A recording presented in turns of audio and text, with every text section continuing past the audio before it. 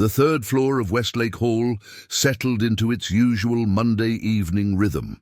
Desk lamps cast warm pools of light across textbooks while music leaked from beneath doors, creating the familiar soundtrack of collegiate life.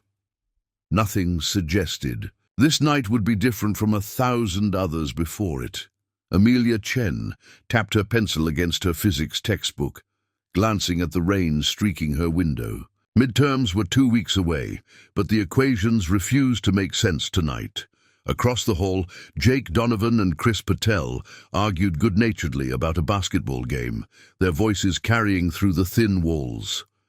The common room held 5. Students gathered around a scarred wooden table, laptops open, coffee cups emptied and refilled.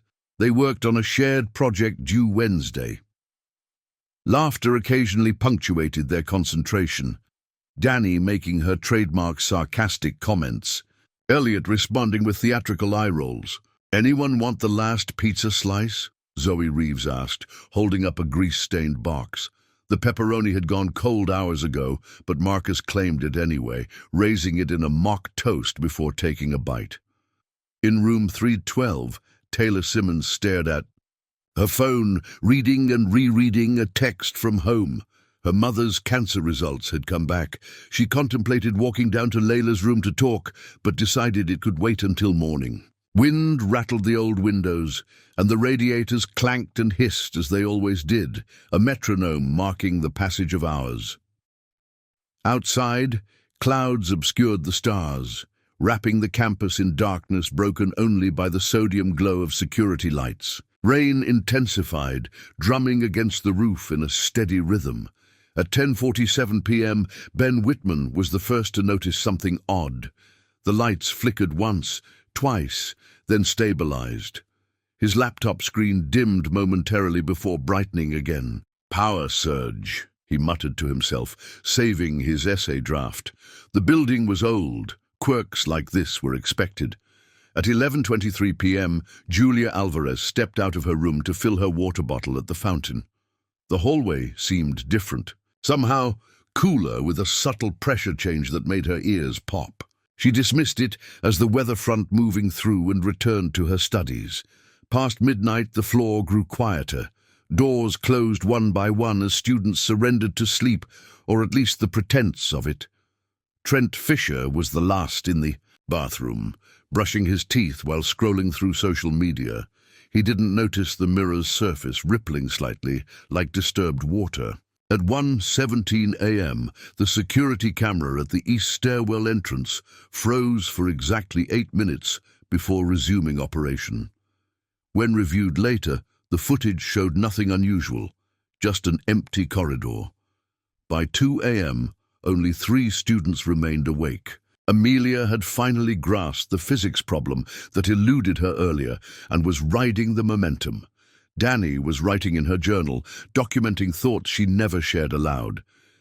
And in room 324, Michael Reese sat perfectly still in front of his computer, watching a pattern of code he'd been developing for months.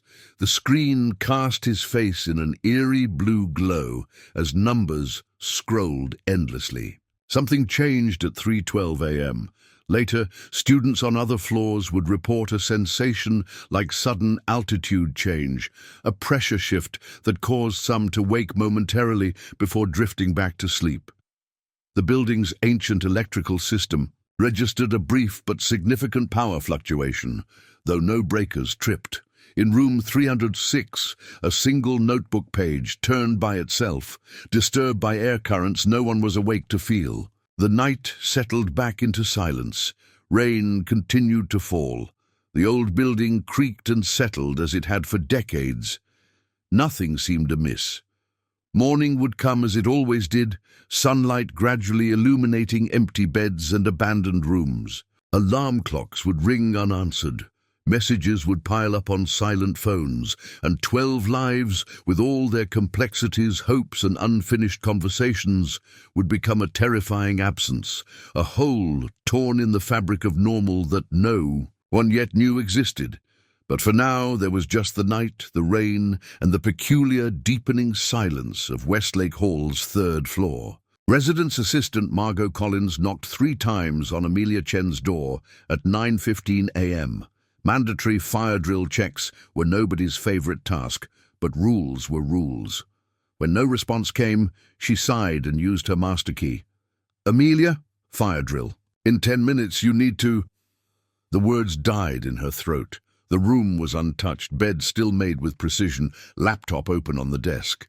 A half-empty coffee mug sat beside it, the surface filmed with a skin of cream. Steam no longer rose. From the liquid, Margot frowned. Amelia never missed class, especially not Tuesday morning advanced physics.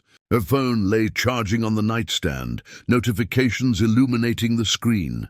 Something felt wrong in a way Margot couldn't articulate. She moved to Jake and Chris's room next. Same story. Beds unmade but empty, textbooks splayed open, a game. Controller tossed aside mid-session. Jake's shower caddy sat in the corner, still damp. A cold feeling settled in Margot's stomach as she moved down the hall. Room after room revealed the same unsettling tableau. Lives interrupted mid-sentence. Toothbrushes stood in cups. Clothes lay draped across chairs. Tablets displayed paused Netflix shows, but no students. By the third room, Margot was calling. Campus security, her voice tight with growing alarm. "Something's happened on 3, everyone's gone, all of them." Within 45 minutes, Westlake Hall buzzed with campus police and administrators. Parents were being called. Other students gathered in confused clusters, watching uniformed figures move methodically through the 3rd floor. "When did you last see anyone from this floor?" Campus Police Chief Rivera asked a 2nd-floor resident.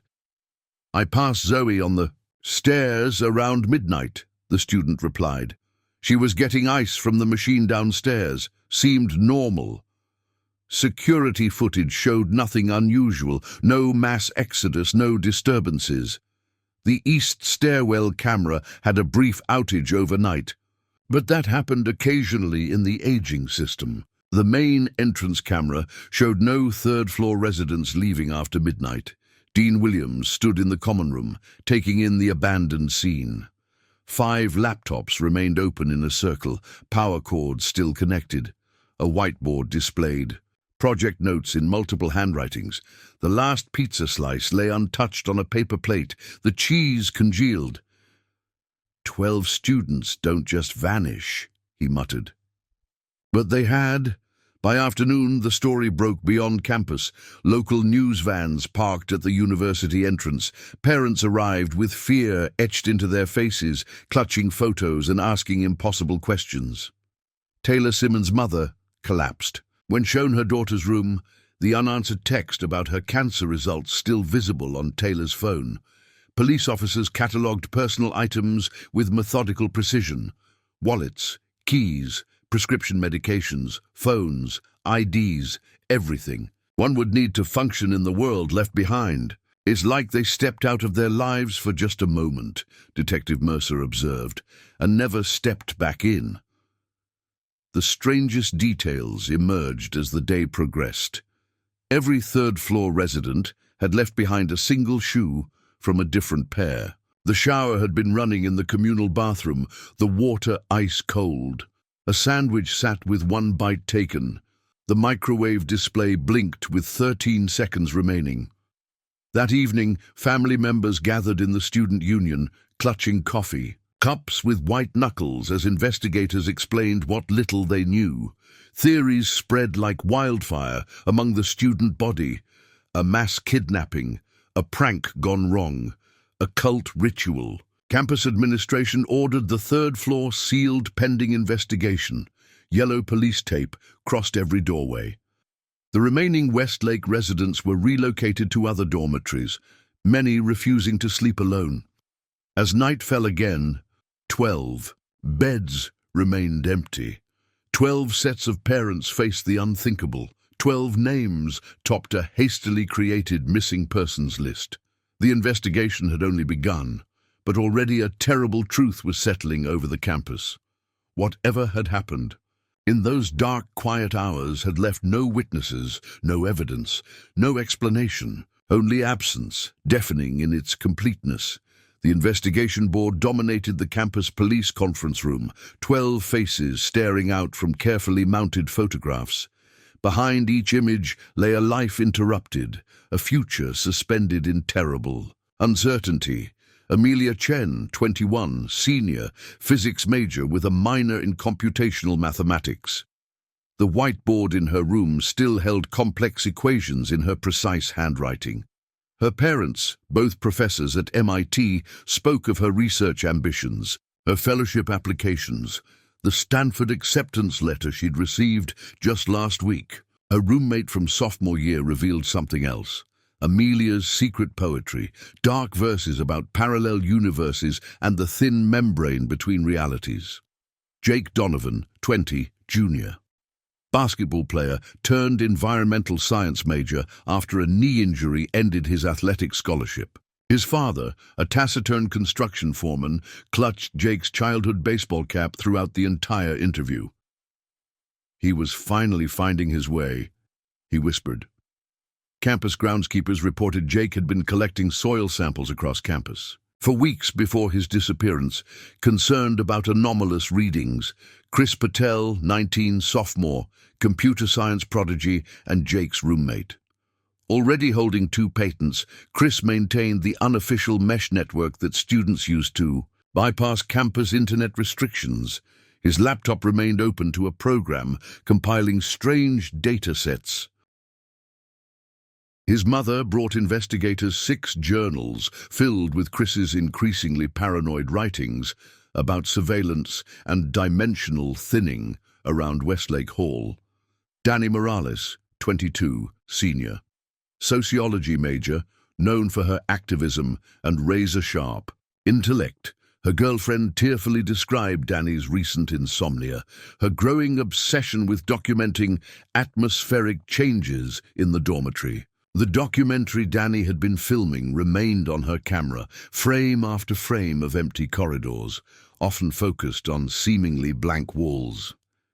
Zoe Reeves, 21, junior, pre-med student whose careful plans extended 5 years into the future. Her planner remained open on her desk, Tuesday's schedule meticulously detailed. Her twin brother provided investigators with recent texts where Zoe mentioned hearing breathing in the walls of Westlake Hall.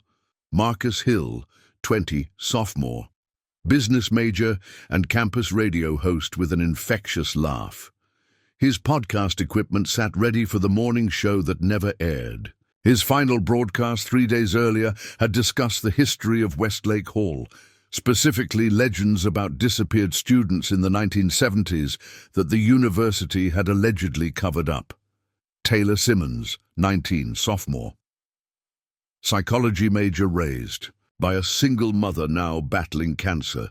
The text she never responded to, tests came back, it's not spreading, remained on her phone. Her journal entries described increasingly vivid dreams of corridors that shouldn't exist and voices calling from inside the walls. Layla Washington, 22, senior. Education major, weeks away from student teaching.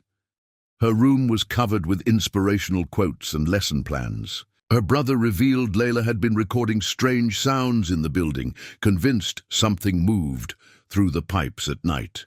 Ben Whitman, 20, junior, geology major with a passion for urban exploration. His hidden camera contained footage of himself attempting to access the sealed maintenance tunnels beneath Westlake. His final vlog entry, never uploaded, spoke of unusual electromagnetic readings on his homemade equipment. Trent Fisher, 19, sophomore. Undeclared major and scholarship. Student, quiet, often overlooked. His single mother described his recent excitement about joining a research group with older students, though no professors claimed knowledge of this project. His sketchbook contained detailed drawings of symbols found etched into the bathroom. Mirrors. Julia Alvarez, 21, junior, anthropology major specializing in folklore and urban legends. A thesis proposal, still open on her desktop, focused on liminality and threshold spaces in campus architecture. Her recorder contained hours of silence, punctuated by what sounded like distant whispers. Michael Reese, 22, senior, theoretical physics major with a focus on quantum mechanics. Brilliant, reclusive, recently declined a prestigious internship without explanation. His room contained calculations covering the walls, equations that made senior faculty members exchange troubled glances. On his mirror, written in his own handwriting, "If we succeed, does it mean we failed?" 12 names, 12 stories, and in the growing file of evidence, a troubling pattern of students who seemed to be investigating the very building that had swallowed them whole. Campus Police Chief Elena Rivera had seen everything in 23 years of university law enforcement: drug overdoses, suicides, sexual assaults, the occasional professor breakdown. But never this. Never 12 missing students with no witnesses, no struggle, and no explanation. "We treat this as a crime scene until proven otherwise," she instructed her officers as they secured Westlake's 3rd floor. Yellow evidence markers dotted the hallway, numbered tags beside abandoned coffee cups and open textbooks. Forensic technicians from the city police dusted doorknobs and window frames, their brushes revealing fingerprint patterns that only deepened the mystery. "All normal activity," one tech reported. "No signs of forced entry, no evidence of struggle, nothing to suggest they didn't just walk away." Rivera's radio crackled. "Chief, we've checked roof access. Doors locked from the inside, hasn't been opened in months, judging by the dust seal." By noon, the university president had arrived, ashen-faced and flanked by legal counsel. "We need answers, Elena. Parents are flying in from across the country. The press is calling this a mass abduction." "What we need is time," Rivera countered, watching as officers meticulously photographed each room, "and permission to access the building plans. There's something not right about the layout up here." The first 48 hours unfolded in a blur of activity. City police established a command center in the student union. FBI agents arrived by evening, their presence transforming the missing persons case into something more ominous. The university's ancient blueprints were spread across tables, revealing Westlake's convoluted history of renovations and sealed-off sections. Agent Tanner, a behavioral analyst with hollow eyes and nervous hands, interviewed residents from neighboring floors. "Did you notice any pattern of unusual behavior? Any new visitors? Changes in routine?" The answers painted a disturbing picture. Multiple students reported hearing mechanical sounds from inside the walls in recent weeks. Several mentioned the 3rd-floor residents had grown increasingly insular, holding late-night meetings in the common room with the doors closed. "They were excited about something," a 2nd-floor resident reported. "Michael kept talking about breakthrough and confirmation. I thought it was for a class project." By the 2nd day, search teams had methodically cleared every mechanical room, storage closet and crawl space in Westlake. Thermal imaging revealed no heat signatures indicating hidden presences. Ground-penetrating radar showed no disturbances beneath the foundation or in the surrounding soil. Cadaver dogs found nothing. It was as if the 3rd floor had simply exhaled and 12 people had vanished with that breath. Rivera stood in Amelia Chen's room as darkness fell, the harsh police spotlights casting everything in stark relief. She picked up the physics textbook, noted the margin calculations that veered from standard equations into something more exotic. "They were looking for something," she murmured to Detective Mercer. "All of them, in their different ways." Mercer nodded toward the window. Below, candlelight flickered as hundreds gathered for a vigil on the central quad, parents clutching photographs, students embracing in stunned disbelief. "Whatever they found," he said quietly, "I'm not sure we want to find it too." On the third night, the first real lead emerged. Campus security footage, painstakingly reviewed frame by frame, revealed an anomaly. At exactly 3:12 a.m., every camera in Westlake experienced a 3-second burst of static. When the images cleared, nothing had changed, yet something had. Meanwhile, IT specialists recovered fragments from Michael Reese's heavily encrypted hard drive. Among the salvaged files, a document titled Threshold Mechanics with a single, legible sentence. We've confirmed the membrane is thinnest in the East Wing maintenance shaft. The maintenance shaft that, according to official blueprints, didn't exist. Rivera ordered the East Wing sealed and requested ground-penetrating radar equipment. Parents demanded answers the investigation couldn't provide. News helicopters circled overhead, capturing the growing makeshift memorial outside Westlake Hall, and somewhere beyond understanding, 12 students remained silent, neither present nor proven gone, existing in the excruciating limbo of the missing. By the end of the first week, Glendale University transformed from a quiet academic enclave to the epicenter of a national obsession. News vans lined the campus perimeter, their satellite dishes raised like curious periscopes. Reporters in tailored suits stood before Westlake Hall, their voices grave as they delivered hourly updates containing no new information. Day 6 in the baffling disappearance of 12 Glendale University students, intoned Diane Winters of CNB News, the wind lifting her perfect hair. Federal investigators continue to search, but sources close to the investigation tell us they're no closer to understanding what happened inside these walls. The university's switchboard collapsed under the barrage of calls. Interview requests flooded administrators' inboxes. Students found themselves ambushed between classes, microphones thrust toward them with variations of the same question. Did you know any of the missing students? Did they act strange before they vanished? In the university president's office, the crisis management team hunched over laptops, monitoring the explosion of speculation across social media. Glendale disappearance trended nationwide. Reddit threads dissected every known detail, spawning elaborate theories. TikTok users posted videos from the edge of campus, claiming to feel strange energy near Westlake Hall. We need to get ahead of this, insisted the communications director, sliding a prepared statement across the table. Sympathetic, but vague. Supportive of the investigation without confirming details. The president stared through his window at the media encampment. 12 families are living a nightmare, and we're workshopping talking points. The families themselves had become reluctant celebrities. Taylor Simmons' mother, still reeling from her cancer diagnosis, broke down during a CNN interview. She wouldn't just leave, she sobbed, not knowing about my test results. Something took my daughter.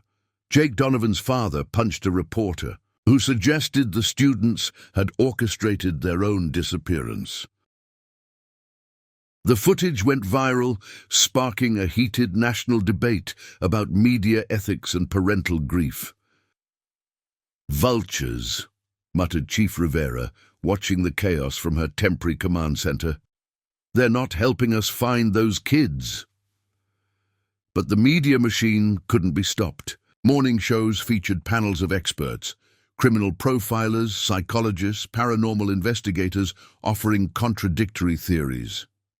Cable news channels ran 24-hour coverage, filling time with speculation when facts proved scarce. By the second week, the narrative began to fracture.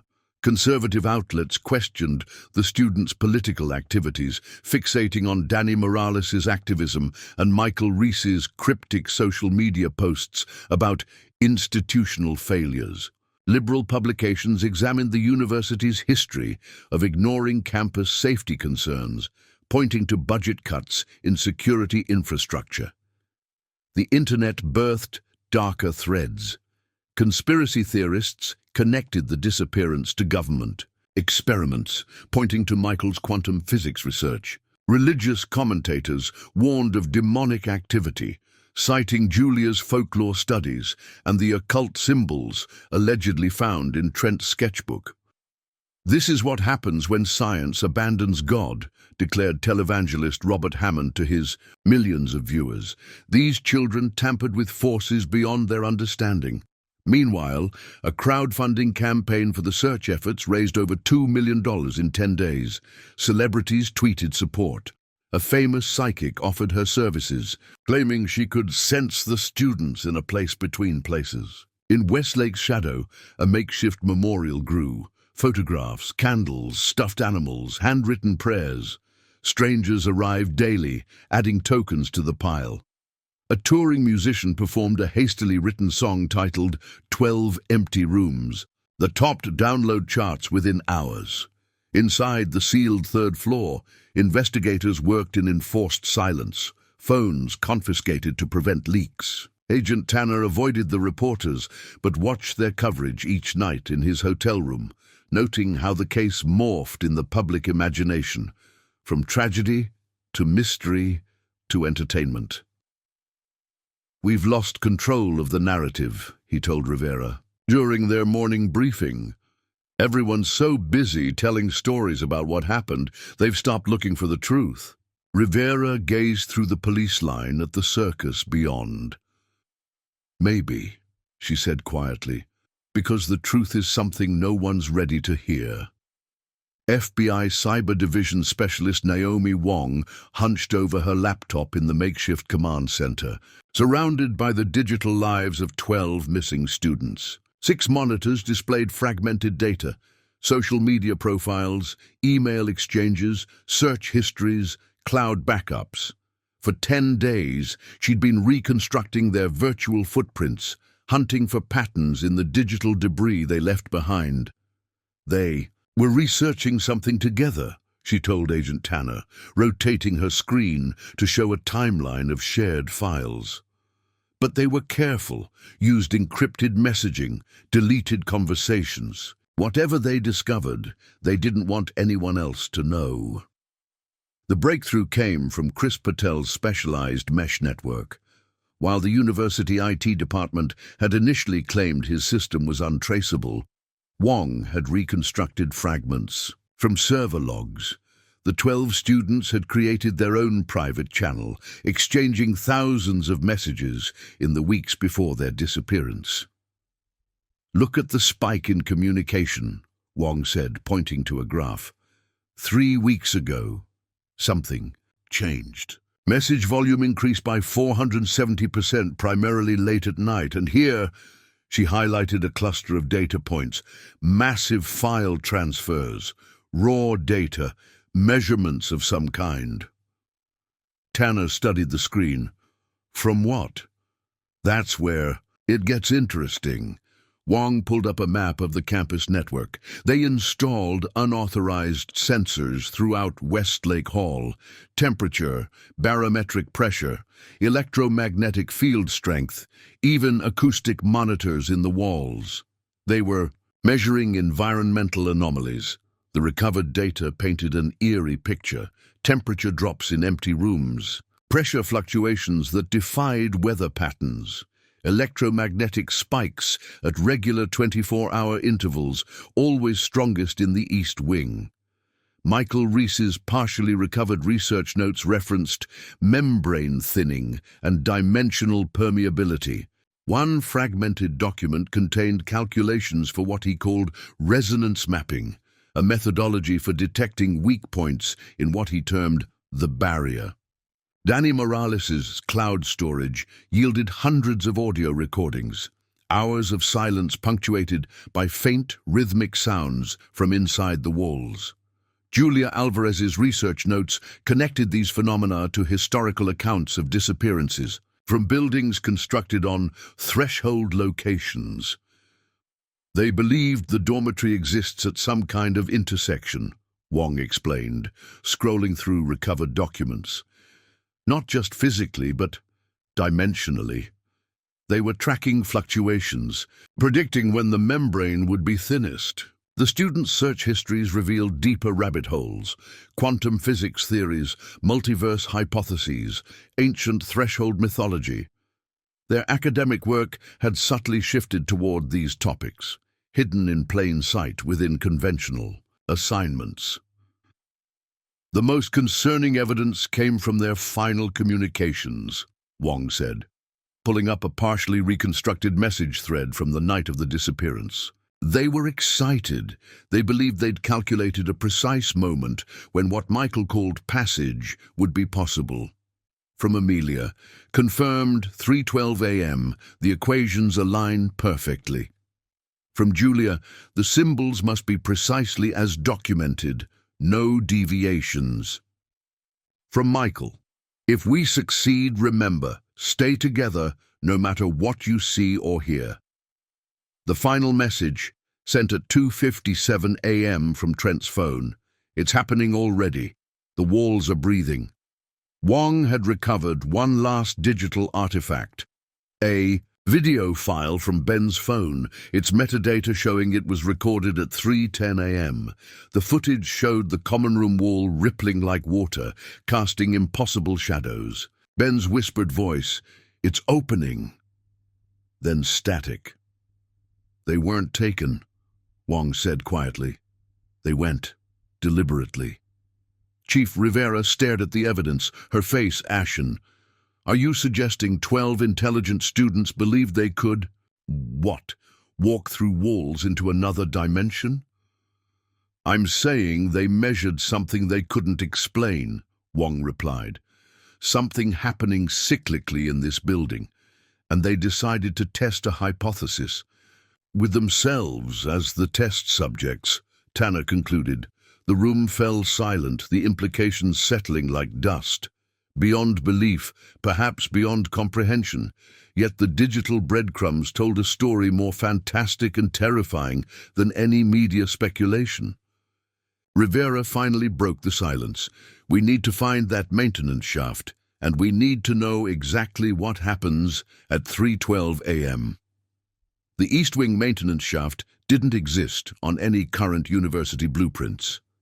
Chief Rivera and Agent Tanner had to requisition architectural plans from the State Historical Society, originals from 1924, when Westlake Hall was first constructed. The yellow documents revealed what renovations had hidden, a narrow utility passage running vertically through all 4 floors, sealed during modernization work in the 1970s. "There should be an access point here," Rivera said, tapping the 3rd-floor plan. Her finger rested on what current layouts showed as a solid wall between rooms 318 and 320. The wall appeared ordinary, painted institutional beige, lined with framed campus photographs. But when Rivera knocked, the hollow sound confirmed the blueprint's suggestion. Ground-penetrating radar revealed a small chamber behind the seemingly solid surface. University maintenance staff arrived with tools and reluctance. "I've worked here 15 years, the lead engineer muttered. "Never knew about any sealed shaft." Under FBI supervision, they carefully cut through the drywall. The material came away in chunks, revealing an older plaster wall behind it. And there, beneath decades of institutional renovations, a heavy wooden door, its surface carved with intricate geometric patterns.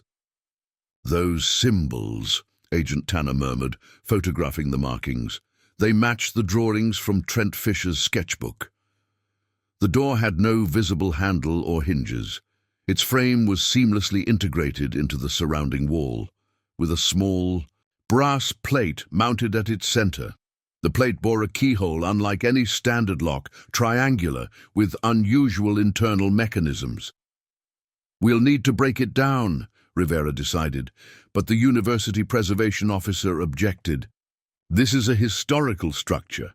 We need to document everything before destroying any original elements." While the bureaucratic argument unfolded, Naomi Wong examined the symbols with growing fascination. "These aren't random decorations," she said, tracing the patterns with her finger. "They're mathematical expressions, geometry, but not any standard system I recognize." A consulting mathematics professor confirmed Wong's assessment. "These appear to be representations of non-Euclidean equations, essentially describing spaces with properties that shouldn't exist in conventional three-dimensional reality." By evening, the decision was made to breach the door. When conventional locksmith techniques failed, they resorted to carefully cutting around the lock mechanism. The heavy door swung open with surprising ease, releasing a rush of cold, stale air that smelled faintly metallic. Flashlight beams cut through the darkness, revealing a small chamber approximately 8 feet square. Unlike the rest of the modernized dormitory, this room remained untouched from an earlier era. Walls of exposed brick, a ceiling of ornate pressed tin. The air inside felt dense, heavy with an electric charge that made skin tingle and recording equipment malfunction. The room's contents defied immediate explanation. At its center stood a pedestal of dark stone, its surface inlaid with copper wire, forming the same geometric patterns as the door. The walls were covered with hundreds of small brass placards, each engraved with dates, times, and sets of coordinates. The earliest dated to 1926, the most recent to 1971, shortly before the chamber was sealed. In one corner stood an antique device resembling a complex astronomical clock, its multiple faces displaying unfamiliar measurements. The mechanism still functioned, gears turning with microscopic precision despite decades of abandonment. "What the hell is this place?" Rivera whispered. Wong examined the brass placards. "These are records, observations." She traced the engraved numbers. Each documents an event, a time, location, and something else. These equations might describe conditions. The exploration was interrupted by a physicist from the university's quantum mechanics department. After examining the device and wall markings, he stepped back, visibly shaken. "I know what they were studying," he said. "What your missing students rediscovered." He gestured to the ancient mechanism. "This is measuring fluctuations in localized space-time, essentially moments and locations where the barriers between adjacent realities become permeable." The implications hung in the air. The investigators exchanged glances as the physicist continued, his voice dropping to almost a whisper. Whoever built this room wasn't just observing these phenomena. They were creating them. The university's attempt to keep the sealed room confidential lasted precisely 4 hours, before a maintenance worker posted a blurry photo to Reddit. By morning, the image had spread across platforms like wildfire, spawning a digital ecosystem of theories ranging from plausible to deranged. Westlake Portal trended nationwide as armchair detectives dissected every visible detail. "It's obviously a governmental testing site," declared VoidWatcher88 in a YouTube video that garnered 500,000 views overnight. MKUltra never ended. They just moved it to university campuses. Those students were abducted for psychic warfare research. A popular podcast host dedicated a 3-hour emergency episode to the disappearance.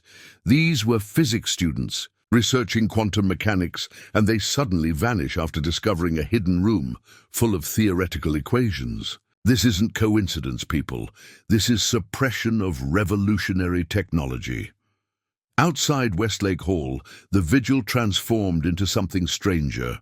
Alongside grieving family members stood self-proclaimed dimensional travelers offering to sense the vibrations. A group in matching purple shirts distributed pamphlets about the coming convergence, claiming the students had ascended to the higher frequency realm.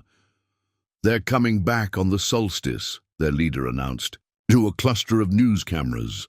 "The doorway reopens every 77 days. Fringe religious groups arrived with signs warning of demonic portals and spiritual warfare. When they clashed with the purple-shirted dimensionalists, campus security had to establish separate zones for different belief systems, creating a surreal map of competing realities on the university lawn. Online, the conspiracy ecosystem grew increasingly baroque. Discord servers dedicated to the Westlake incident operated 24/7, with users collectively analyzing every available document and image.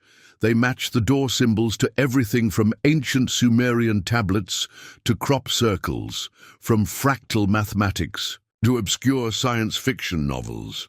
"The symbols are instructions," wrote one anonymous user who claimed to be a former Glendale professor. "They're a language designed to communicate with entities outside our dimension. The university has known about the thinning barrier since the 1920s.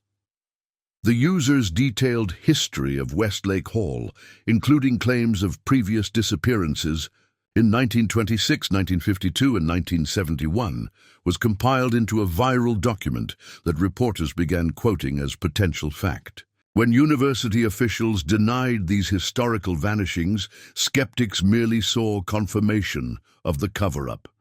Meanwhile, more mainstream theories circulated on cable news.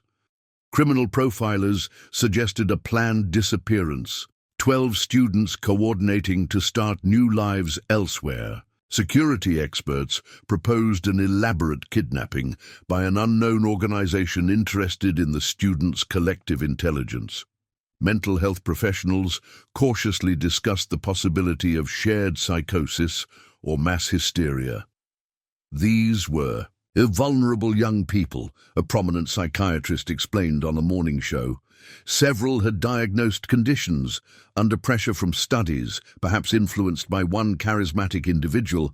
They could have developed a shared delusion about dimensional travel. Families of the missing students found themselves besieged from all sides. Taylor's mother received hundreds of messages from people claiming to have seen her daughter in parallel timelines. Michael's parents were offered book deals to tell the true story of their son's research. When Jake's father physically confronted a man attempting to collect energy readings from his son's bedroom window, he was the one arrested for assault. Inside the command center, investigators worked to separate signal from overwhelming noise. Relevant tips were increasingly buried under avalanches of psychic visions, alien abduction stories, and government conspiracy claims. Agent Tanner established a specialized filtering team just to process the thousands of daily submissions.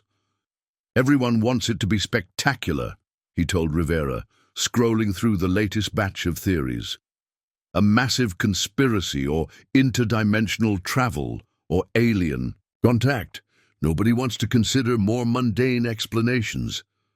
"And what would those be?" Rivera asked, studying the photos of the sealed room's ancient measuring devices. Tanner fell silent, unable to offer a rational alternative that fit the evidence. "That's the problem," Rivera said quietly. "When the truth itself sounds like the conspiracy theory, how do we even begin to explain it?" Eliza Matsuo sat across from Agent Tanner in the sterile interview room, her fingers nervously tracing the rim of an untouched coffee cup. For 3 weeks, she had watched the investigation unfold from the periphery, another face in the crowd of grieving students. Now, her unexpected request to speak with investigators had bypassed the usual channels, flagged as priority by a junior agent who recognized her name from recovered digital files. "I should have been there," she said, her voice barely above a whisper. "Room 319. That was my room. Those were my friends." Tanner reviewed his notes. Eliza Matsuo, 20, junior physics major, no disciplinary record, dean's list every semester, and crucially, the only third-floor resident who hadn't vanished that night. "You were off campus," Tanner prompted, "visiting your grandmother in Chicago." "That's what I told housing." Eliza's eyes remained fixed on her coffee. "I needed an approved absence to miss midterm preparations, but I was really at the Thompson Theoretical Physics Conference in Boston, presenting our early findings. Our, Mine and Michael's and Amelia's.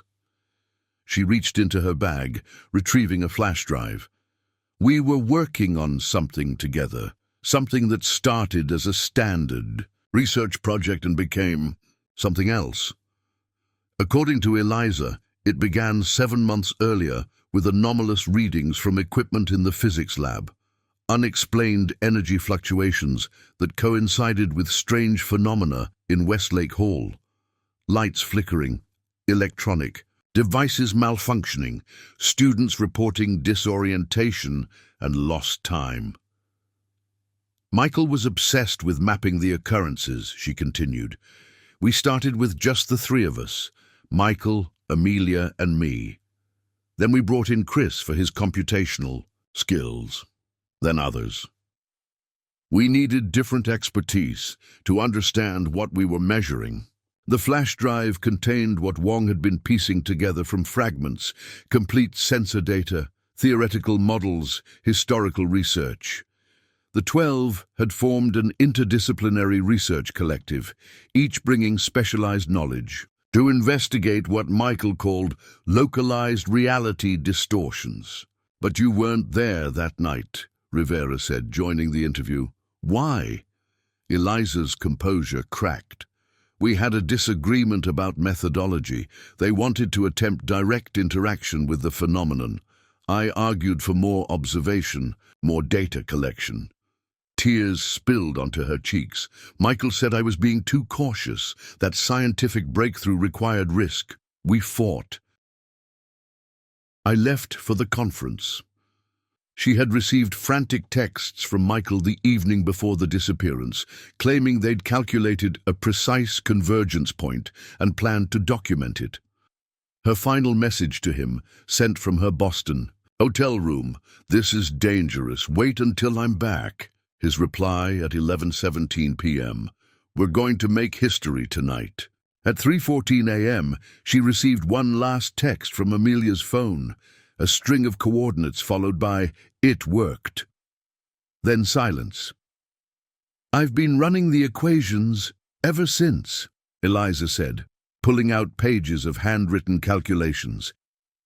If their hypothesis was correct, if they really found a way to cross the threshold, there's a chance, a small but calculable chance, that the passage could reopen. Tanner and Rivera exchanged glances. "You believe they went somewhere," Rivera said carefully, "not that they were harmed or taken." "I believe they successfully transitioned to an adjacent dimensional plane." Eliza's scientific precision returned, her voice steadying. "And based on the periodicity of the energy fluctuations, I believe there will be another opportunity for transition. In exactly 37 days. She spread her calculations across the table, complex equations matching the symbols carved into the sealed room's door. They were right about the location. The sealed chamber sits at the focal point of converging energy fields, but they underestimated the variables. The passage isn't stable, it's cyclical. "And if you're wrong?" Tanner asked. "Then 12 people are gone forever." Eliza finally met their eyes. "But if I'm right, there's a window, approximately 9 minutes when they could return, or when someone could find them." Rivera studied the young woman's determined expression. "Someone like you." "Someone who understands the calculations," Eliza corrected. "Someone who should have been there in the first place. The 13th student who got left behind." 2 months after the disappearance, Westlake Hall stood empty, its windows dark, yellow police tape still fluttering from the main entrance. The university had relocated all residents, citing ongoing structural assessment rather than acknowledging the fear that had settled into the building's very foundations. The initial urgency of the investigation had calcified into methodical routine, passion giving way to process as days stretched into weeks without tangible progress. In the command center, now relocated to a quieter corner of campus, the evidence wall had grown monstrous. Hundreds of documents, photographs, timelines, and witness statements plastered the room, connected by a web of red string that attempted to impose order on chaos. Fewer agents occupied the space. The FBI had scaled back its presence, leaving Agent Tanner and a small team to coordinate with local authorities. "We've exhausted conventional explanations," Tanner told the assembled task force, his voice flat with fatigue. "No bodies, no forensic evidence of violence, no financial transactions, no communications, no border crossings, no digital footprint. 12 adults don't simply vanish without leaving traces somewhere." The most promising leads had dissolved under scrutiny. The theory that the students had joined a cult fell apart when background checks on every known alternative group in a 5-state radius yielded nothing. The possibility of an elaborate hoax collapsed when family members provided irrefutable evidence of the students' character and future plans. Graduate school acceptances, job offers, medical treatment scheduled. For the coming months, even Eliza Matsuo's dimensional theories had faced growing skepticism as physics experts from 3 universities reviewed her calculations and found what they termed speculative leaps. Though they couldn't explain the symbols in the sealed room or the antique measuring equipment, they rejected the possibility of stable interdimensional travel as fundamentally incompatible with known physical laws. The media circus had largely packed up and moved on to fresher tragedies. News vans no longer lined the campus perimeter. Reporters who had breathlessly covered every development now mentioned the case only as occasional updates that contained no new information. The Facebook groups and Reddit threads continued, but with diminishing participation as the weeks passed without resolution.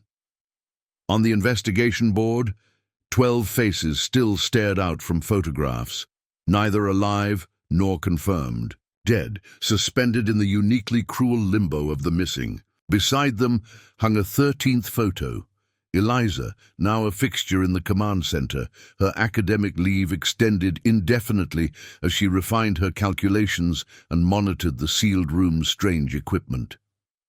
"We need to consider officially transferring this to cold case status," the district attorney told Rivera and Tanner during their weekly briefing. "Resources are stretched thin and without new evidence." The statement hung incomplete, but understood. Without bodies, without crime scene, evidence, without suspects or witnesses or surveillance footage, what more could be done? The case defied conventional investigation, floating in a gray area between missing persons and potential homicide, between science and something less defined. For the families, the anguish of uncertainty had settled into a persistent, grinding pain. Parents who had once demanded daily briefings now called weekly, then bi-weekly, voices hollow with fading hope. Support group attendance dwindled. The raw public displays of grief hardened into something more private and enduring. "We can't just give up," Rivera insisted, staring at the evidence wall. 12 people, 12 lives. There has to be an explanation. "Sometimes there isn't," Tanner replied quietly. "Sometimes people just vanish." They both knew the statistics. For every day that passed without resolution, the likelihood of finding answers diminished exponentially. 2 months in, the case hovered at the edge of statistical impossibility, yet the investigation persisted in its reduced form. Daily sensor readings from the sealed room, weekly reviews of tips from the dwindling public hotline, regular checks of hospital admissions and unidentified persons across the country. The machinery of law enforcement ground forward, increasingly performative as practical options exhausted themselves. The cold trail stretched behind them, a path of diminishing footprints leading to a door that remained stubbornly, impossibly closed. Somewhere beyond that threshold lay answers, but the distance to that knowledge seemed to grow with each passing day, expanding like the space between stars, vast and ultimately unreachable. 3 months after 12 students vanished from Westlake Hall, America had moved on. The national news cycle churned through fresh catastrophes: a hurricane devastating the Gulf Coast, a political scandal in Washington, a celebrity trial captivating millions. The disappearance that had once dominated headlines had been relegated to occasional case remains unsolved segments, buried in weekend broadcasts or placed below the fold in diminishing newspaper coverage. The university had made its painful adjustments. A small memorial garden had been planted on the quad, 12 stone benches arranged in a circle around a simple fountain. The administration called it a place for reflection in their press release, carefully avoiding words like remembrance or tribute that might suggest abandonment of hope. Classes continued in other buildings. Campus tours carefully avoided Westlake Hall, guides offering rehearsed responses to inevitable questions from prospective students and their worried parents. "We're cooperating fully with ongoing law enforcement efforts," they would say, before quickly redirecting attention to the new science building or athletic facilities.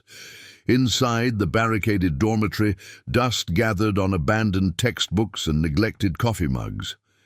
Cleaning staff refused to enter. The third floor, citing everything from respect for the investigation to superstitious fear. The building stood like a scar on campus, visible, unavoidable, but increasingly ignored through collective determination to look elsewhere. The families of the missing students found themselves in a crueler position. For them, there could be no moving on, no shifting attention to new concerns. Yet they watched as their children's stories faded from public consciousness, as interview requests dwindled, as the initial surge of community support retreated to polite, uncomfortable acknowledgement. Ted Weir's parents drove 8 hours each weekend to maintain their quiet vigil outside Westlake Hall, their lawn chairs a permanent fixture beside the police barricade. When reporters had swarmed the campus, the couple had given dozens of interviews. Now they sat alone, their presence occasionally acknowledged by passing students with awkward nods. Taylor Simmons's mother, her cancer in temporary remission, had moved into a small apartment near campus, unable to return to a home filled with her daughter's belongings and absent her presence. She spent her days volunteering at the command center, making coffee for the dwindling investigative team, filing paperwork, answering phones that rarely rang anymore. "It's like they never existed," she confided to Agent Tanner during one quiet afternoon.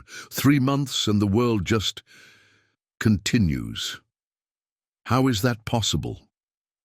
The online communities dedicated to the case fragmented into smaller, more specialized groups. The original Reddit thread, with thousands of participants, splintered into competing subreddits focused on particular theories.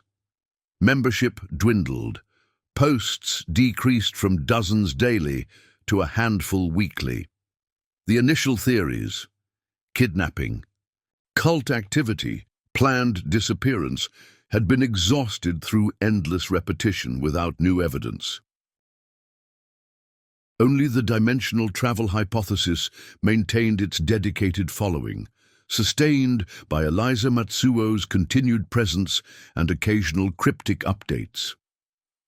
Her calculations and theories, once dismissed as fringe speculation, gained cult status among a particular subset of internet sleuths and physics enthusiasts. They dissected her papers, analyzed the symbols from the sealed room, created elaborate models of potential adjacent realities. The investigators themselves struggled against the psychological weight of diminishing returns. Each day brought the same routine: check databases for matching unidentified persons, review automated surveillance hits that inevitably proved false, examine tips of decreasing quality and relevance.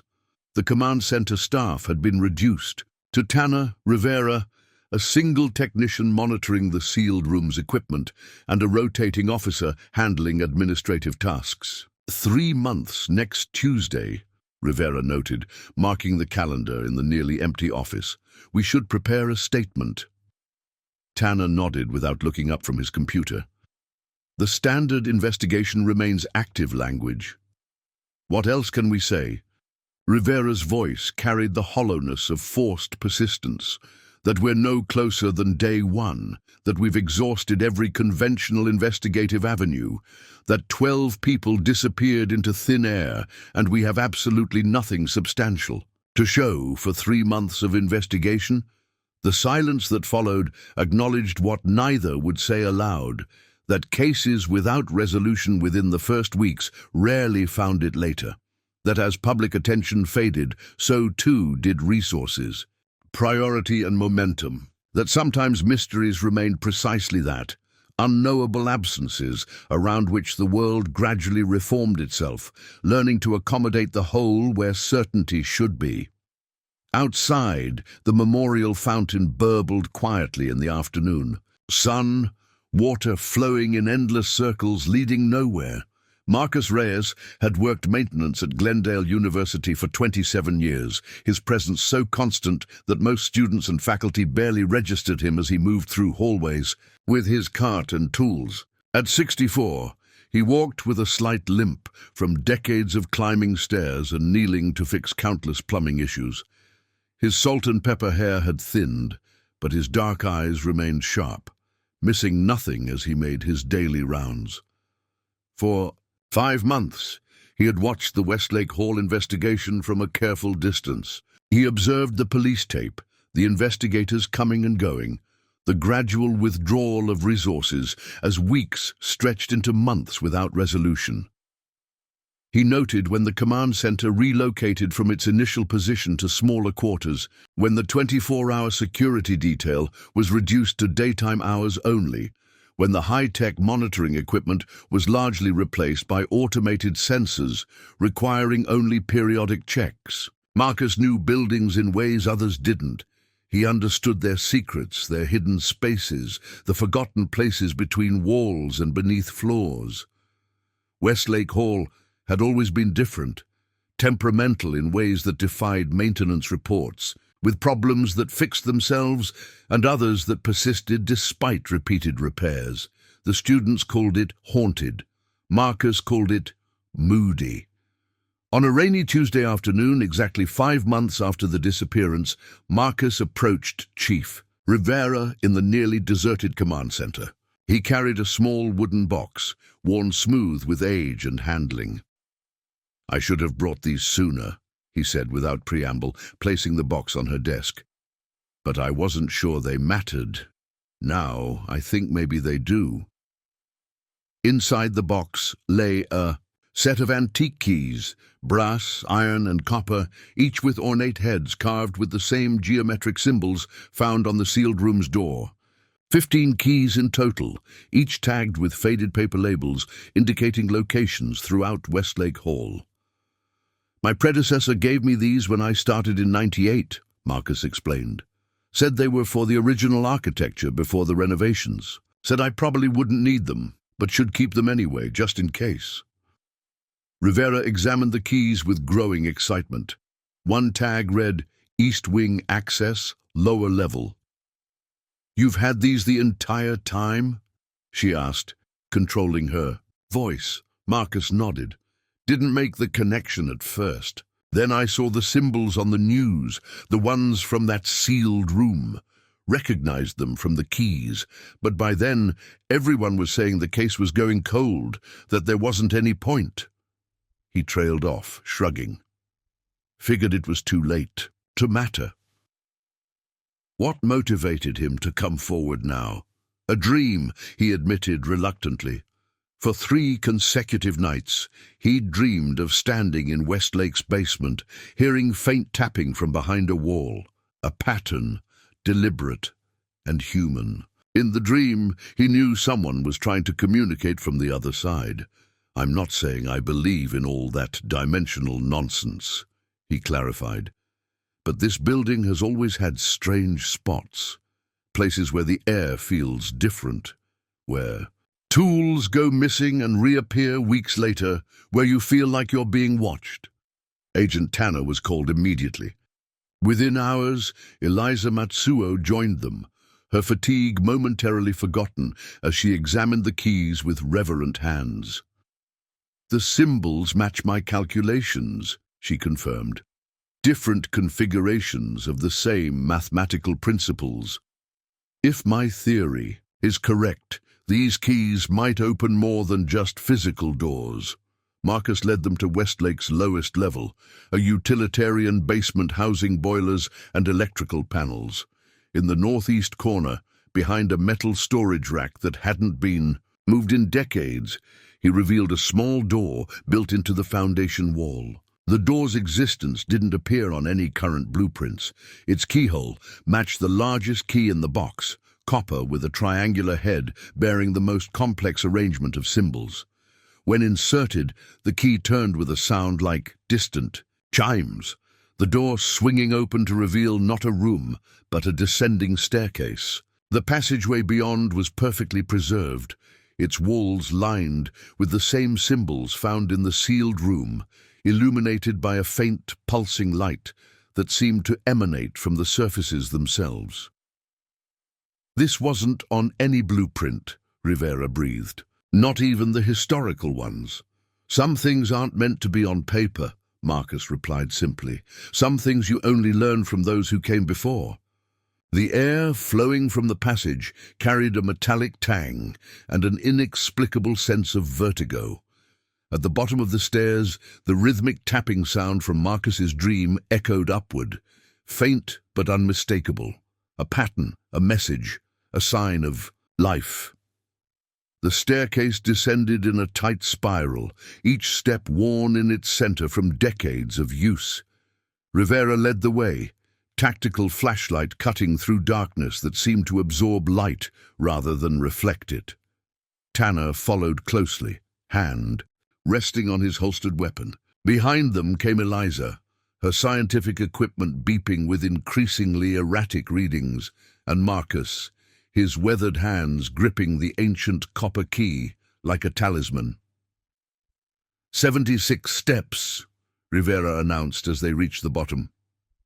"We're well below the building's foundation now." The narrow passage opened into a circular chamber approximately 30 feet in diameter. Unlike the rough stone of the stairwell, these walls were perfectly smooth, inscribed with intricate mathematical symbols that spiraled from floor to ceiling in precise patterns. Most striking was the ambient illumination, a soft blue light, with no discernible source, pulsing in slow, regular intervals like a heartbeat. "It's responding to our presence," Eliza whispered, watching her instruments. "The electromagnetic field is shifting, accommodating our biological signatures." At the chamber's center stood what appeared to be a control station, a semicircular console of dark material resembling polished obsidian inlaid with copper wiring forming complex circuits. 12 depressions in its surface matched the shapes of the remaining keys in Marcus's box. The tapping sound grew clearer here, a distinct pattern coming from behind the far wall. 3 quick taps, 3 slow, 3 quick again, repeated with mechanical precision. "Morse code," Tanner recognized. "Source?" "No," Eliza corrected. "It's a mathematical sequence, prime numbers, someone signaling their consciousness, their intelligence." Rivera approached the wall where the sound originated. Unlike the others, this section appeared newer, its surface lacking the ancient patina of the surrounding structure. When she placed her palm against it, a faint vibration resonated through her hand, synchronized with the tapping. "There's someone behind here," she said, certainty hardening her voice. "Someone alive." Eliza examined the control console, comparing the depressions to the remaining keys. "I think this is some kind of lock system.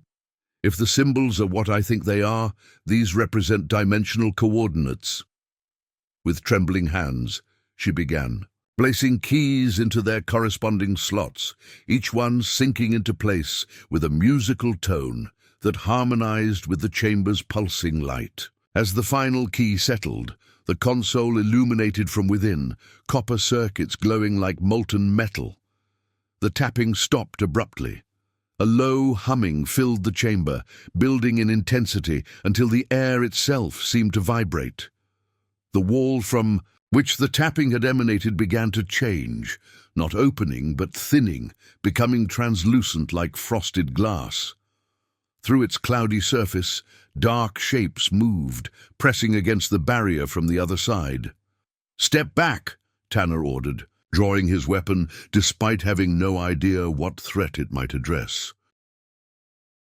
The humming crescendoed, then stopped with a sound like crystal shattering. The wall remained solid but transparent, revealing a mirror image of the chamber on the opposite side, identical in structure but bathed in amber light rather than blue. And there, pressing their hands against the barrier, stood figures immediately recognizable from 5 months of investigation. Michael Reese, his beard grown long and wild, eyes wide with desperate hope. Beside him, Amelia Chen, nearly skeletal in her thinness but unmistakably alive. Behind them, other familiar faces, gaunt, altered, but alive. 8 of the 12 missing students existing in what appeared to be a parallel version of the same underground chamber. "They've been here the whole time," Rivera breathed. "Just, on the other side." Michael's mouth moved, shouting words they couldn't hear. He pointed urgently to something beyond their view, then to the console before them. His expression conveyed frantic warning rather than relief. Eliza placed her palm against the transparent barrier, matching it to Michael's hand on the other side. "The membrane is stabilizing," she said, watching her instruments. "We can bring them back. We just need to reverse the sequence and—" Her words were cut short as Michael's expression transformed to pure terror. He was no longer looking at them, but over their shoulders. When they turned to follow his gaze, they understood his warning. The staircase behind them was no longer empty. A figure stood halfway down, its form obscured by shadows that moved independently of the chamber's pulsing light. In one hand, it held what appeared to be the missing 13th key, black and intricate, radiating darkness rather than reflecting the ambient glow. "We're not the first to find them," Marcus whispered, his voice cracking with fear, "and I don't think it wants us to bring them back." The shadowed figure vanished when Rivera drew her weapon, melting into the darkness of the stairwell as if composed of the shadows themselves. The ensuing search revealed nothing. No footprints in the ancient dust, no evidence of passage, save a lingering coldness that defied the underground chamber's ambient temperature. With the immediate threat gone, attention returned to the transparent barrier, where 8 students remained visible, their mouths moving in silent urgency. Michael had produced a notebook, pressing its pages against the division between worlds. The text, reversed from their perspective, was still legible. Block capitals in black marker, the barrier thins cyclically. 13th. Key controls. Passage. Entity guards it. "Entity?" Tanner questioned. But Michael was already turning pages, revealing a meticulous journal, spanning what appeared to be months of captivity. "We miscalculated. Passage worked but incomplete, trapped between, discovered others here. Previous attempts from different eras. 4 of us missing, taken by it. Collector of consciousness. Cycles control. Barrier strength. Next weakening. May 10. Rivera photographed each page as Michael displayed them, creating a record of communication impossible through sound. Eliza worked frantically at the control console, attempting to understand its mechanisms without the crucial 13th key. "We need to get them out now," she insisted, her instruments detecting fluctuations in the barrier's integrity. "It's destabilizing again." Michael's final message was brief but chilling. "It can appear as any of us. Trust no one who returns. Alone, Before they could respond, the transparent wall began to harden, becoming translucent, then opaque. The students on the other side pressed against it in desperation, their forms becoming indistinct shadows before disappearing entirely. Within moments, the stone appeared solid once more, as if the glimpse into another reality had never occurred. Rivera ordered an immediate evacuation, securing the underground chamber for further investigation with proper equipment and personnel. As they ascended the spiral staircase, Marcus paused, turning back toward the now silent room. "There was someone watching us from down there long before we found that doorway," he said quietly. "I felt it for years, moving through the building, at night, standing in empty rooms, waiting." Back in the command center, Michael's photographed journal pages were enlarged, printed and arranged chronologically, creating a disturbing narrative of the students' 5-month ordeal. The entries started with excitement at their successful transition into what they believed was a parallel dimension, followed by dawning horror at their entrapment in what Michael termed the between space, neither their world nor another, but a pocket reality existing in the margin between universes. According to the journal, the students quickly discovered evidence of previous inhabitants, artifacts from the 1920s, 1950s, and 1970s, matching the brass placards in the sealed room. These earlier visitors had left their own records, allowing Michael and the others to piece together the chamber's purpose and history. The most disturbing entries concerned what they called the entity, a presence that could manipulate the barriers between dimensions and had apparently been drawing people into this liminal space for nearly a century. Michael described it as consciousness without form that could create physical manifestations by borrowing aspects from those it encountered. His final entries documented the disappearance of 4 students, Ted, Zoe, Jake, and Layla, taken by the entity during their attempts to find another passage back. The remaining 8 had barricaded themselves in the chamber, discovering that the symbols offered some protection against the entity's presence. The journal's scientific observations aligned perfectly with Eliza's theories and the measurements from the sealed room. Most significantly, it confirmed her calculation of cyclical thinning between dimensions, with the next opportunity for passage exactly 2 days away. May 10th, Rivera noted, checking the calendar. The day after tomorrow. "That's our window," Eliza said, studying the control console schematics she'd photographed. "But without the 13th key," Tanner completed her thought. "We need to find whatever was on that staircase, and we need to find it before it finds us." Outside the command center windows, campus lights reflected off rain-slicked paths, creating elongated shadows that seemed to move independently of their sources. Somewhere within Westlake Hall, something that was neither student nor creature continued its patient vigil, guarding passage between worlds with the 13th key clutched in hands that were not quite human. The origins of Westlake Hall's dimensional anomaly emerged gradually as Eliza translated Michael's journal alongside historical documents recovered from university archives.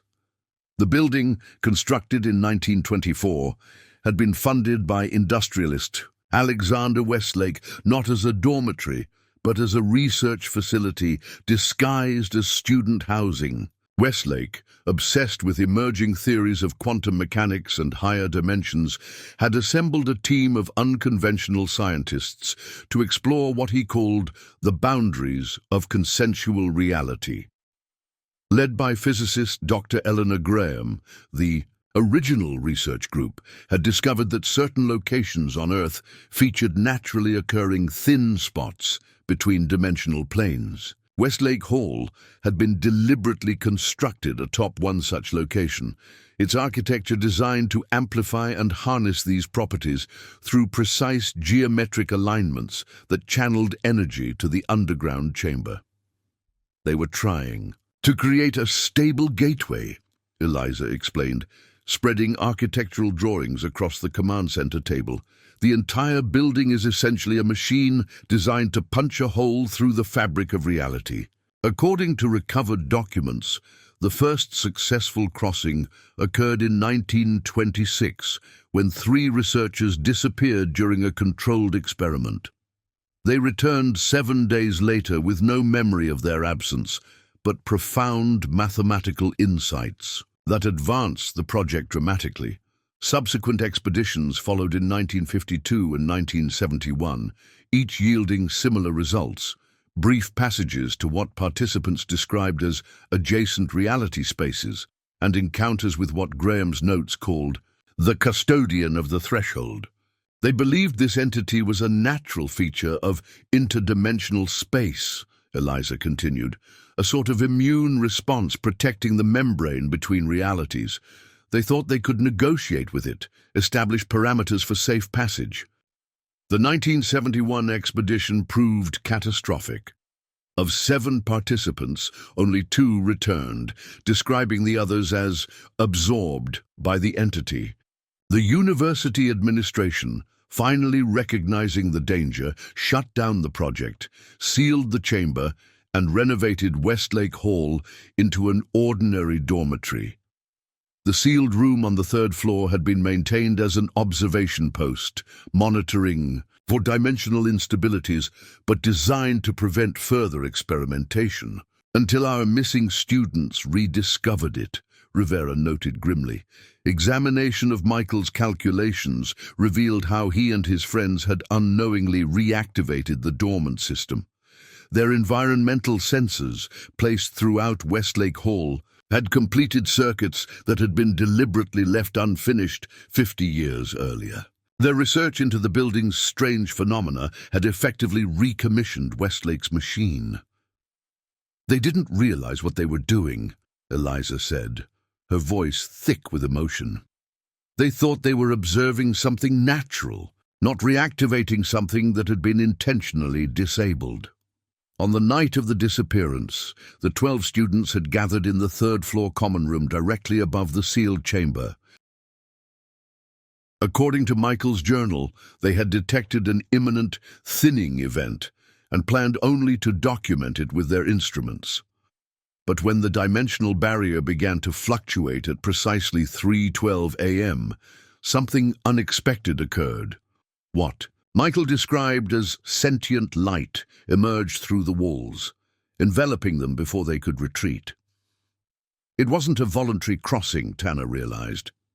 They were taken. The students found themselves transported to the liminal space between dimensions, a mirror version of their own reality accessible through the underground chamber. Initially believing they had successfully transitioned to a parallel world, they soon discovered their partial state of existence, able to see their home dimension through occasionally transparent barriers, but unable to fully return. Within this between space, they encountered the entity, which Michael described as consciousness without defined form, that could manifest by borrowing physical attributes from those it encountered. The entity appeared to collect consciousness, absorbing individuals into itself while maintaining their distinct personalities as part of its composite existence. Most disturbing was Michael's speculation about the entity's purpose. He believed it wasn't malevolent, but functioned as a dimensional gatekeeper, collecting samples from various realities to study. Those it took were not killed, but incorporated. Consciousness preserved, but autonomy surrendered. The remaining students have been hiding from it for 5 months, Eliza concluded, using the symbols as protection while trying to find a way back. Rivera studied the architectural plans, seeing Westlake Hall with new understanding. Not just a building, but a machine, a doorway, a trap.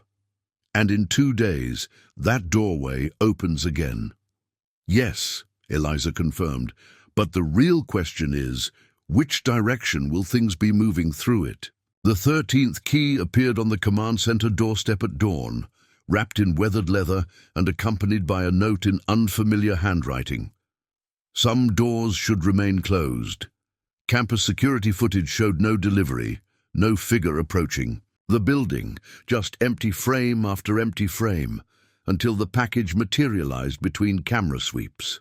With less than 36 hours until the predicted thinning event, Rivera made the decision to proceed despite the warning. The underground chamber was secured with both university security and local police.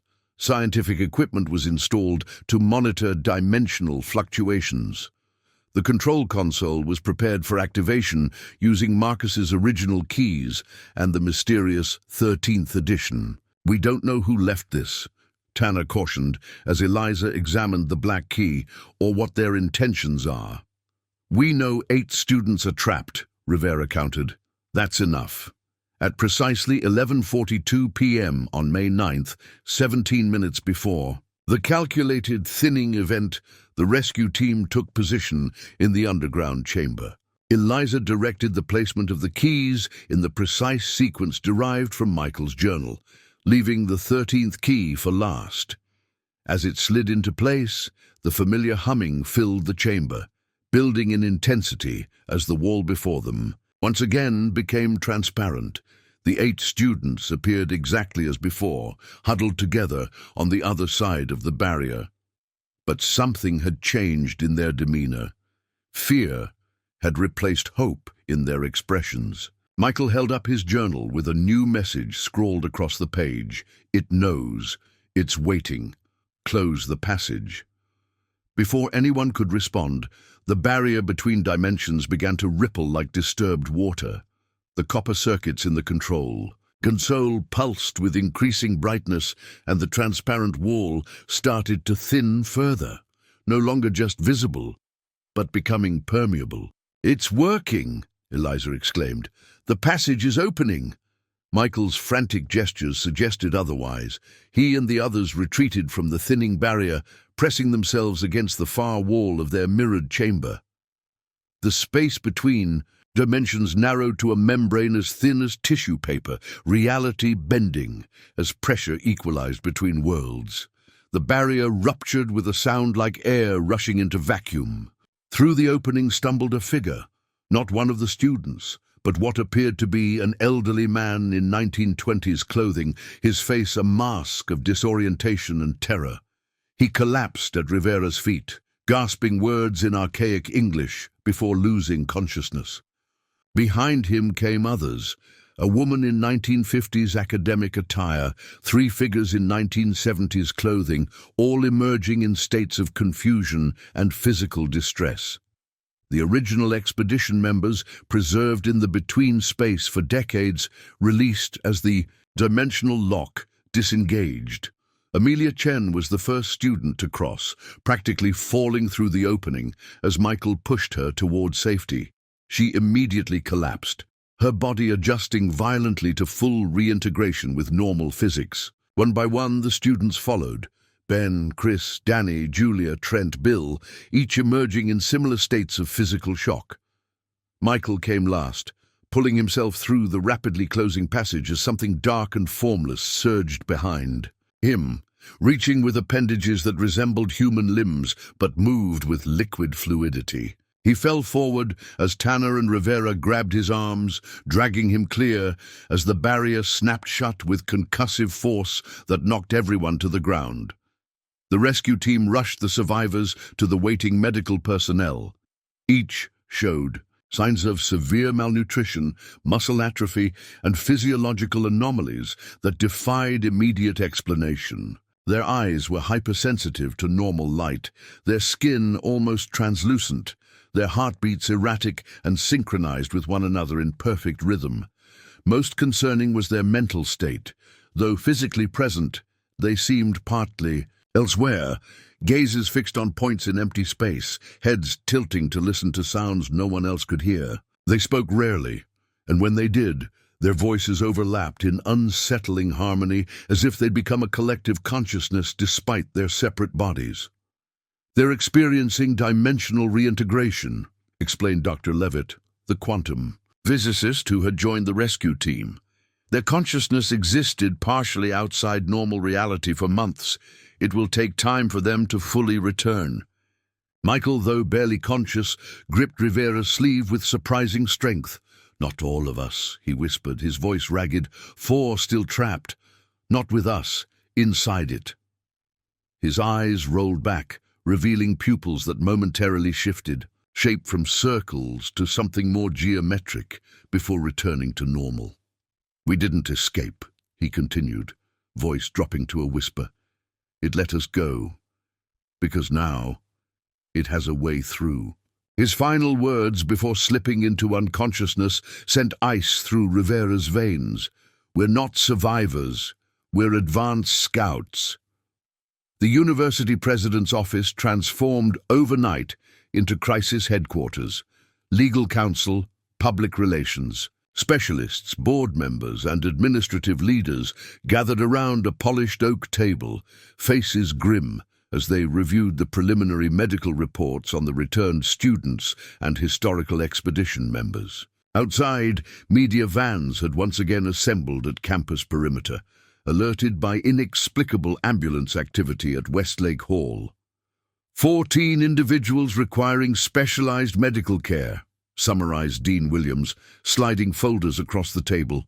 8 of our missing students plus 6 others, who, according to their identification, disappeared in 1926, 1952, and 1971.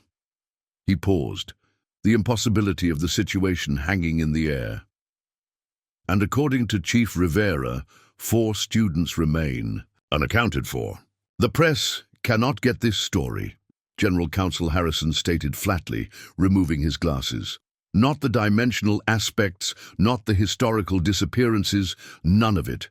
The liability would be catastrophic. Within hours, the university's machine of institutional self-preservation had activated with terrifying efficiency.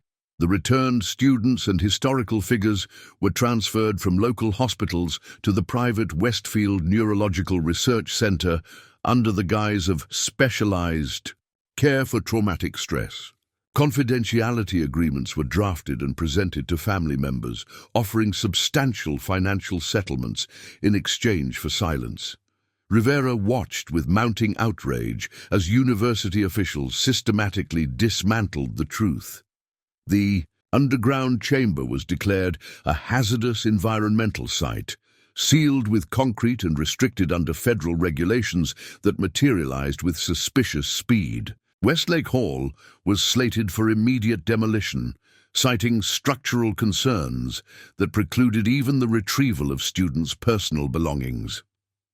"They're erasing everything," she told Tanner, as they observed hazmat-suited workers removing equipment from the command center. "Acting like this is a chemical spill instead of a dimensional rupture with 4 students still missing." "It's worse than that," Tanner replied, showing her a classified briefing that had arrived from FBI headquarters. The document revealed that similar incidents had occurred at 7 other locations nationwide over the past century, all at academic institutions, all involving research into quantum physics or dimensional theory, all systematically obscured from public record. "This isn't just a university cover-up," he said quietly. "This goes higher." By evening, Rivera and Tanner found themselves effectively sidelined. Their investigation materials were confiscated under national security protocols. The sealed room and underground chamber were designated as restricted sites under the jurisdiction of a never-before-mentioned agency identified only as Division Q. Their access to the survivors was revoked, their inquiries about the missing. 4 students met with bureaucratic obstruction. Eliza Matsuo discovered her research files deleted, her university credentials suspended pending administrative review. When she attempted to visit Michael at the Westfield facility, she was detained by security personnel who confiscated her phone and warned of serious consequences for breaching confidentiality protocols. The families of the recovered students faced perhaps the cruelest manipulation. Taylor Simmons' mother, embracing her daughter for the first time in 5 months, was simultaneously handed legal documents prohibiting disclosure of any unusual aspects of Taylor's disappearance or recovery. The university's explanation, amnesia induced by carbon monoxide poisoning from a faulty boiler, was presented as the official narrative. "Your daughter needs stability and normalcy," the university psychologist advised. Entertaining fantastical explanations would only hinder her recovery. For the families of the 4 students who remained missing, Ted, Zoe, Jake, and Layla, the institutional betrayal cut even deeper. They were privately informed that their children's remains had been located in a previously unsearched area, with recovery impossible due to environmental degradation. Death certificates were issued without bodies, memorial scholarships established in their names. Late that night, Rivera found Marcus sitting alone on a bench outside Westlake Hall, watching as workers erected fencing around the building's perimeter. "I've been maintaining this building for 27 years, he said without looking up. "Knew something wasn't right, but kept my head down, did my job. Now those 4 kids are gone because people like me stayed quiet too long." Rivera sat beside him, watching the same institutional machinery that had once energized the search, now working with equal determination to erase it. "They think it's over," she said, "that they can bury this like they did in 26, 52, and 71. Marcus finally turned to her, his weathered face resolute. "But it's not over, is it? Michael said the entity found a way through, and those 4 students are still in there, part of it now." "The university claims the dimensional connection is permanently sealed," Rivera replied, repeating the official statement she'd been ordered to endorse. Marcus's laugh held no humor. "3 times they've sealed it before. 3 times it's found another way." He nodded toward Westlake Hall, where lights on the 3rd floor flickered despite the building's official evacuation. "Some doors can't stay closed once they've been opened." The Westfield Neurological Research Center occupied a secluded campus, 30 miles outside the city. Its modernist glass buildings, surrounded by carefully manicured grounds and discreet security measures. 2 weeks after the rescue, families were finally permitted extended visits with the survivors under strict supervision. The reunion occurred in a sterile communal space designed to feel informal, despite the medical equipment and observation. Windows. Taylor Simmons sat perfectly still as her mother embraced her, arms hanging limply at her sides. When she finally returned the hug, the movement seemed mechanical, practiced rather than instinctive. Her voice, when she spoke, carried an echo that hadn't been there before, as if multiple versions of herself were speaking in near-perfect unison. "I'm fine, Mom," she said, the words clinically appropriate but emotionally vacant. "They're taking good care of us, we're adjusting." Similar scenes unfolded across the room. Bill Sterling's parents brought his favorite childhood teddy bear, which he examined with detached curiosity before carefully setting it aside. Chris Patel's family spoke rapidly in their native language, growing increasingly distressed when he responded only in precise, formal English. Julia Alvarez's grandmother crossed herself repeatedly, whispering prayers when Julia stared through her as if viewing something in another dimension. The historical returnees presented even greater challenges. Having no living immediate family, they existed as temporal anomalies, their identities and knowledge 70, 50, and 30 years displaced. Dr. Eleanor Graham, leader of the original 1926 expedition, refused to believe the current year, demanding daily newspapers as proof. Her colleague, Dr. Harrison Peters, spent hours recording detailed notes about his experiences in what he called the interstitial space, his scientific objectivity intact despite 5 decades of dimensional displacement. The 1970s researchers adapted more readily, finding the current technology recognizable if advanced. They formed a protective cluster around Rebecca Chen, the youngest of their group, who alternated between periods of lucidity and episodes where she conversed with empty space, apparently perceiving the missing students that others could not see. Michael Reese alone seemed fully present, though profoundly changed. His previous social awkwardness had transformed into intense charisma. Other returnees gravitated toward him unconsciously, their movements mirroring his, their attention fixing on whatever held his focus. When he spoke, they fell silent. When he moved, they shifted to accommodate him. The medical staff noted this behavior in clinical reports, but offered no explanation. Rivera had gained access to the facility by claiming police business, bringing Eliza along as a quantum physics consultant. They observed the reunion from behind one-way glass, noting patterns invisible to the emotional families. "They're synchronized," Eliza whispered, watching as 8 students simultaneously reached for water glasses. "Not just physically, something deeper." "Connected to what?" Rivera asked, but they both knew the answer. Michael approached the observation window, staring directly at them despite the mirrored surface. He placed his palm against the glass and smiled, not his former shy expression, but something confident, almost predatory. The other returnees turned in unison to follow his gaze.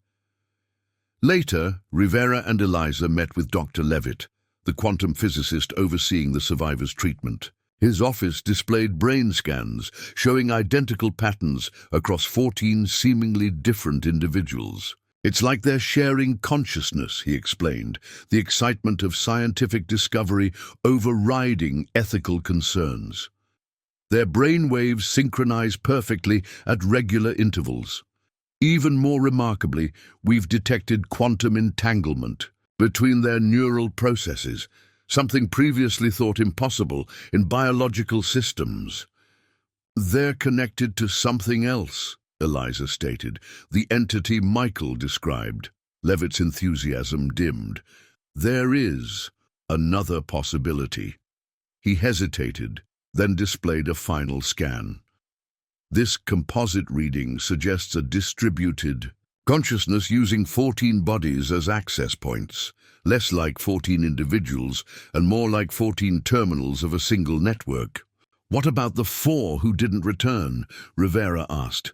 "If this model is correct, they wouldn't need to physically return," Levitt replied. "Their consciousness could remain elsewhere while still connected to the network." As visiting hours ended, families reluctantly prepared to leave. The parting embraces held the same mechanical quality as the greetings, affection performed rather than felt. Taylor's mother clung to her daughter until orderlies gently separated them. "When can she come home?" she asked the attending physician. "We're still evaluating their condition," came the practiced response. Michael watched the families depart, then turned to the other returnees with an expression of satisfied patience. In the observation room, instruments recorded another synchronized brainwave spike across 14 individuals, a perfect harmonic pattern resembling a signal more than neural activity. Outside the facility, Marcus waited in his maintenance truck, watching lightning dance between clouds above the research center.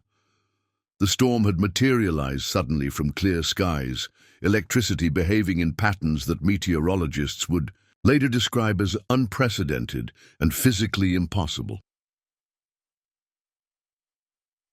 "They're not finished," he murmured, as the first raindrops fell. "They're just getting started." The memorial service for Ted Ware, Zoe Reeves, Jake Madruga, and Layla Washington took place in the University Chapel exactly 1 month after the rescue. White flowers adorned 4 empty caskets. Photographs displayed on easels showed 4 bright, hopeful faces, forever frozen in time. The university president spoke of tragedy and resilience, of lives cut short by a terrible accident, whose details remained deliberately vague. Faculty shared sanitized memories, carefully avoiding mentions of research interests or the circumstances of disappearance. None of the returned students attended. Their absence was explained as medically necessary, though several families reported being denied visitation at Westfield for the past week. Phone calls unanswered, updates increasingly infrequent. After the service, Rivera found Ted's parents standing alone by their son's memorial display. Mrs. Ware clutched a small toy robot, Ted's childhood favorite that she'd kept on his bedroom shelf during his absence. "He talked to me last night," she said without preamble, her voice calm despite the impossibility of her claim. "Not on the phone, in my head. He said, 'Mom, I'm still here. I'm everywhere now.'" Her husband squeezed her hand, not contradicting her but silently communicating their shared grief. Similar stories emerged from other families. Jake's father described waking to find his son's favorite baseball cap moved from the shelf to his bedside table, though no one else had been in the house. Zoe's twin brother reported dreams where she showed him a place without edges and promised they would never truly be separated. Layla's mother found her daughter's journal filled with new entries written in perfect imitation of her handwriting, describing experiences beyond comprehension. The university dismissed these accounts as grief-induced hallucinations, offering additional psychological counseling to affected family members. The death certificates remained official, the case file marked closed. But Rivera couldn't forget Michael's words, "4 still trapped, not with us," inside it. Using Tanner's security clearance, Rivera and Eliza gained limited access to Westfield's research data. Dr. Levitt, increasingly troubled by institutional decisions to prioritize containment over understanding, shared brain scans showing persistent anomalies in the 14 survivors. They experience simultaneous REM cycles, he explained, displaying synchronized sleep patterns. Their dreams are identical, not similar, identical, down to the neural pathway activation. And during these periods we detect quantum signals emanating from their brains at frequencies that shouldn't be possible for biological tissue. They're communicating with something, Eliza concluded. Or something is communicating through them. The missing 4, Rivera suggested. Could their consciousness still be active somewhere? Levitt hesitated before revealing his most disturbing finding. "We've detected what appear to be additional consciousness patterns temporarily, superimposing over the returned subjects during deep sleep states, distinct neural signatures that don't match their waking patterns." "Possession?" Rivera asked skeptically. "More like time-sharing," Levitt clarified, "as if other consciousnesses are temporarily borrowing their physical forms. We've identified at least 4 distinct patterns that rotate through the 14 bodies." The implications were staggering. If Ted, Zoe, Jake and Layla's consciousness remained active, using the returned students and historical figures as vessels to interact with the physical world, then death certificates and empty caskets were bureaucratic fictions concealing a far stranger reality. That night, a thunderstorm again materialized above Westfield with no meteorological warning. Security cameras throughout the facility experienced simultaneous failure for exactly 8 minutes. When they reactivated, the common room where the 14 returnees slept contained only 11 bodies. Michael, Amelia, and Trent had vanished from their beds, leaving behind perfect geometric patterns burned into their sheets. By morning, reports emerged of 3 college-aged individuals observed in Westlake Hall, which remained fenced off pending demolition. Campus security footage showed nothing, but 3 separate witnesses described seeing students entering the condemned building through doors that appeared to open themselves.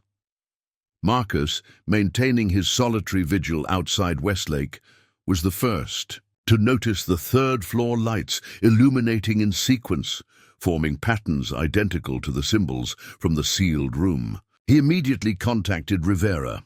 "They've come back," he said, watching as windows brightened and darkened in rhythmic succession. "But I don't think they're alone anymore."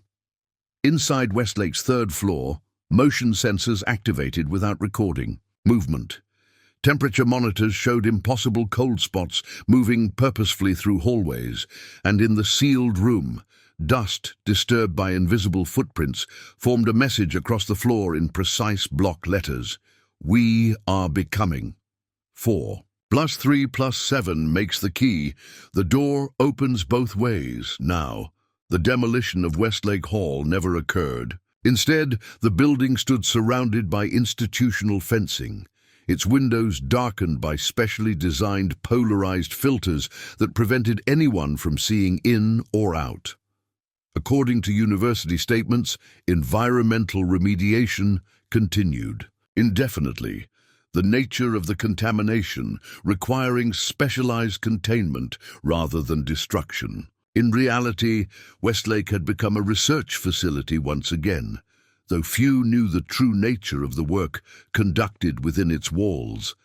Division Q personnel occupied the building in rotating shifts, monitoring equipment that recorded dimensional fluctuations with increasing frequency and intensity. The sealed room on the 3rd floor remained the focal point, its symbols now glowing with faint luminescence that required no external power source. Rivera had been officially removed from the case 5 months earlier, her investigation materials confiscated, her questions stonewalled by authorities at every level. Yet she maintained her private vigilance, gathering information through Marcus, who had been inexplicably retained as maintenance supervisor despite the building's official closure. "They're studying it, not stopping it," Marcus told her during their weekly meeting at a coffee shop 3 blocks from campus. "The upper floors, house researchers, but they never enter the 3rd floor at night. Too dangerous, they say."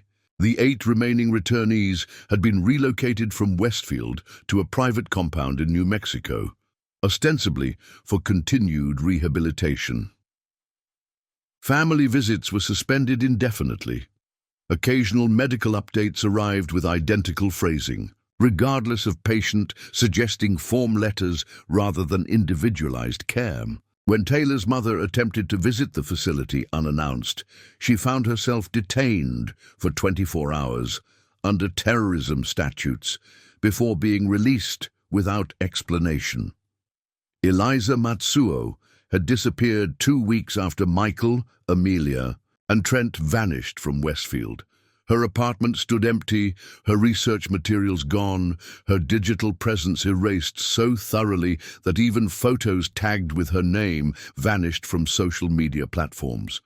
Whether she had been institutionally removed or had chosen to disappear remained unknown. The 4 students officially declared dead, Ted, Zoe, Jake, and Layla, continued their strange half-existence, manifesting through dreams, displaced objects, and inexplicable communications. Their families had formed a support group that increasingly resembled a spiritual circle, sharing encounters that defied conventional explanation but provided bittersweet comfort. "They're not gone," Jake's father explained at their monthly gathering. "They're just distributed, present everywhere, but visible nowhere." Most disturbing were the reports from Westlake Hall itself. Though officially uninhabited, except for research personnel, security cameras frequently captured glimpses of figures moving through halls where no physical bodies were present. These apparitions appeared increasingly solid as months passed, translucent, shapes gradually acquiring definition, density, color. "They're coming through," Tanner told Rivera during a clandestine meeting. His FBI position had been preserved only through careful compliance, but he shared what information he could. "Whatever boundary separated dimensions is dissolving. The entity that absorbed the missing students has found a way to manifest physically. UBQ. The pattern had been identified too late." Across the country, similar phenomena were emerging at 6 other locations, all sites of historical dimensional research, all experiencing increasing paranormal activity. The returned historical figures from the 1920s, 1950s, and 1970s had been distributed to these locations, creating what Division Q termed anchor points for whatever was emerging through the weakened barriers. "It's not an invasion," Tanner explained. "It's a merger, a gradual blending of realities." On the exact 5-month anniversary of the rescue, at precisely 3:12 a.m., power failed simultaneously across campus. Backup generators activated, but provided only enough electricity for emergency lighting.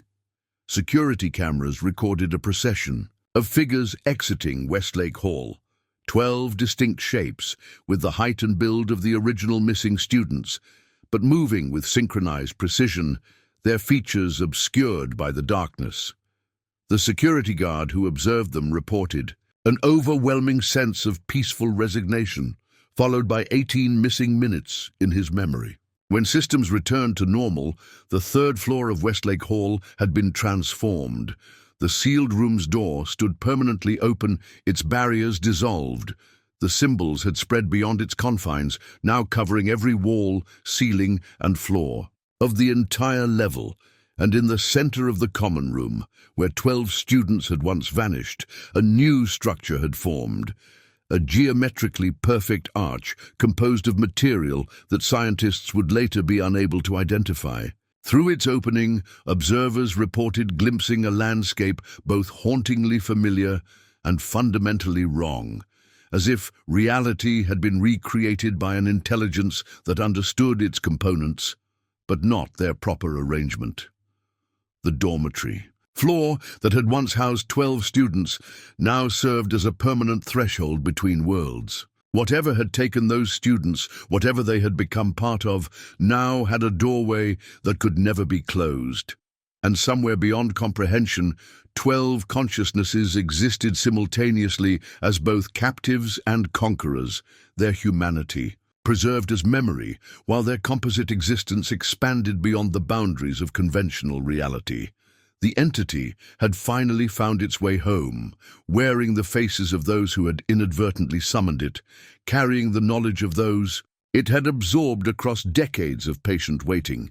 The threshold had been crossed, the merger had begun.